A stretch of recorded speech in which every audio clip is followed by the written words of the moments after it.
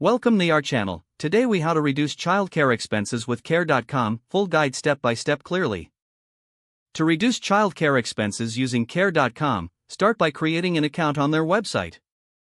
Visit care.com and click on the sign up button. Choose the type of care you need, such as childcare, tutoring, or pet care. Fill out your profile with relevant details, including your location and specific childcare needs. Next, set your budget for childcare services. This helps refine your search based on what you can afford. Once your profile is complete, begin browsing available caregivers in your area. Use filters to narrow down results by experience, ratings, and hourly rates. Reach out to potential caregivers to discuss your needs and ask questions. Schedule interviews with candidates who meet your criteria to assess their fit. Be open about your budget during these conversations. Consider discussing flexible scheduling options that may save you money. Check references for the caregivers you are most interested in.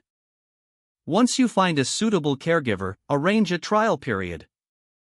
This gives both you and the caregiver a chance to assess compatibility.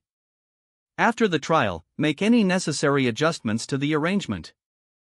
If you're open to sharing care with another family, consider a co-care situation.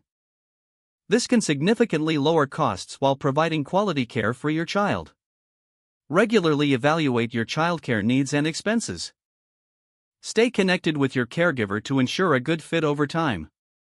By utilizing resources on care.com, such as articles and community forums, you can access tips on managing childcare costs effectively. This way, you can find the best possible care for your child without compromising on quality. If the page does not load, refresh the browser or try again in a private or incognito window.